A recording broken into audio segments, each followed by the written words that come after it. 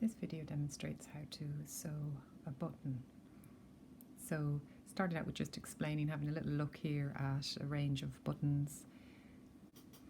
We have our buttonhole over here, which we've already completed, and this will be the button that matches it. However, just wanted to show a range of different buttons. Obviously buttons can come in a lot of different sizes, but also note that some of them have 2 holes and some of them have 4. Also some are flat like this style, and some have what's called a shank, which is a little built-in or built-up piece like that you thread through. Okay, those are all examples of buttons with shanks, and these are all examples of buttons without. So buttons are sewn slightly different depending on whether they have a shank or not.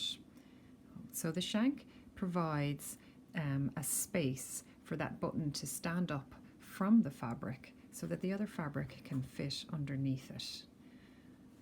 So if that's built onto the button, that's great. If it's not, you have to actually build a shank onto your button. Okay, otherwise it will be too tight and it will create tension when you try and get the fabric underneath it. So if you were sewing on a button like this, you would just literally stitch it on through that and through your fabric. So we'll start with that one. So when you have your needle threaded, in this case I've used black thread so it can be seen easier, but usually you would always match all your threads to your buttons and your fabric. This is one of the only cases where I use a double thread when I'm sewing. So whenever you are stitching a button on, you should, a bit like the buttonhole, there should be 2 layers and they should be interfaced.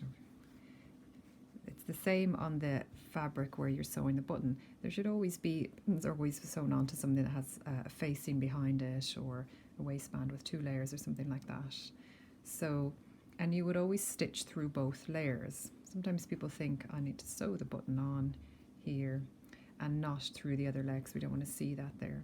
But if you do that, the other layer won't hold back. So if you imagine if this is the front of a blouse and we haven't stitched it to that, that layer is likely to come out. So you do need to stitch it through to the other layer, and it will only be a tiny little thread stitch there. So now here's where you do the buttonhole stitch.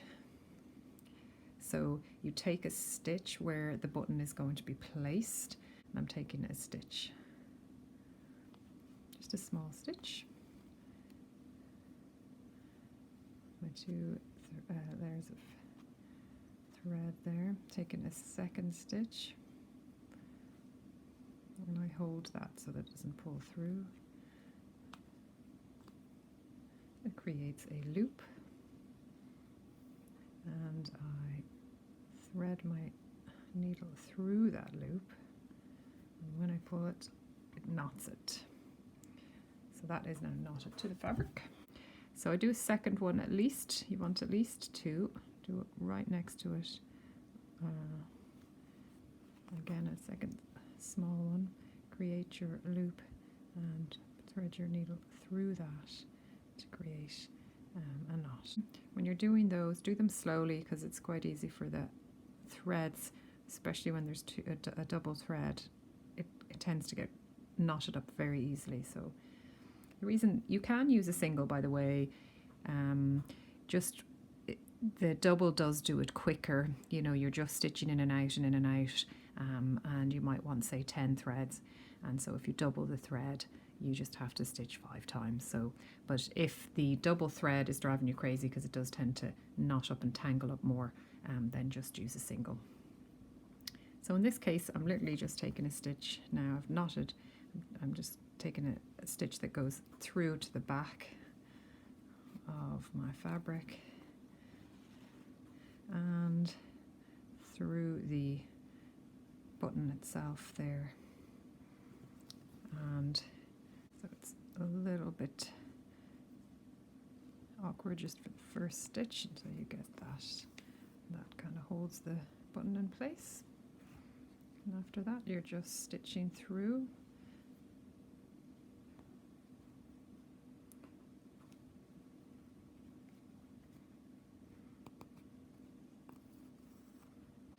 And pull that.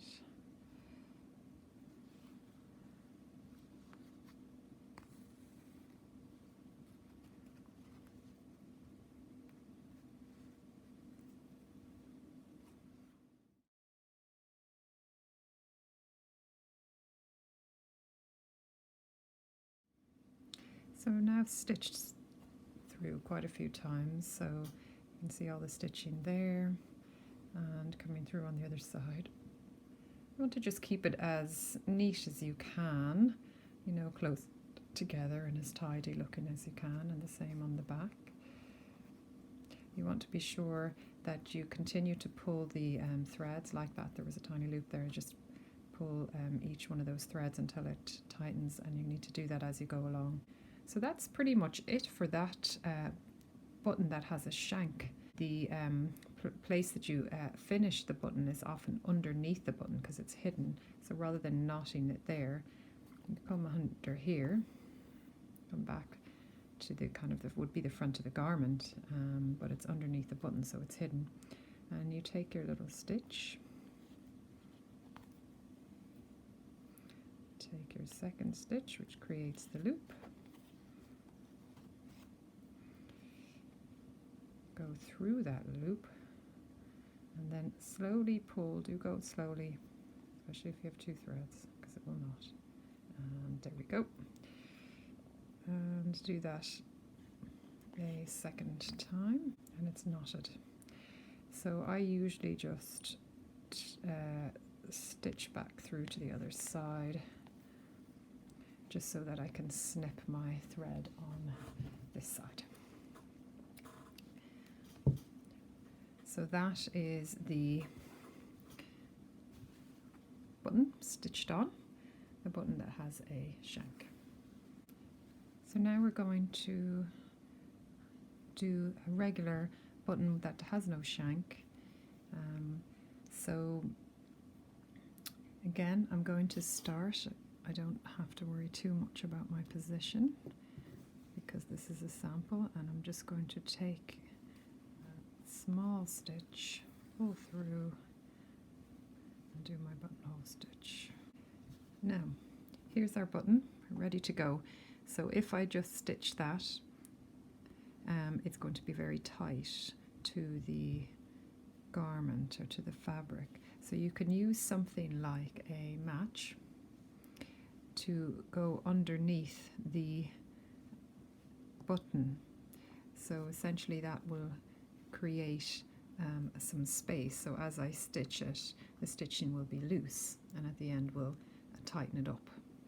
So that can make it a little bit awkward. If you don't have a match, sometimes I just hold the button a little bit away like that, so that I can see that I'm leaving my stitching loose and that there will be essentially a thread shank. But the match is kind of the perfect solution if you have it. So you have to hold the match there, and you have to stitch your button on around the match. So going down on the other side.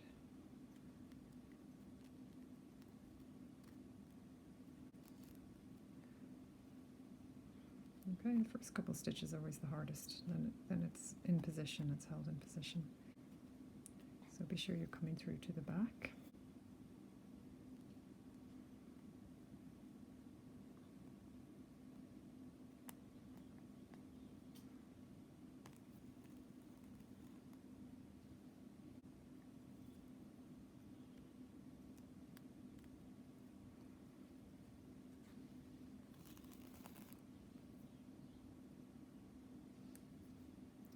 So there's an example of the thread making a little loop, and so if that happens, you want to be sure and pull each thread until that's gone.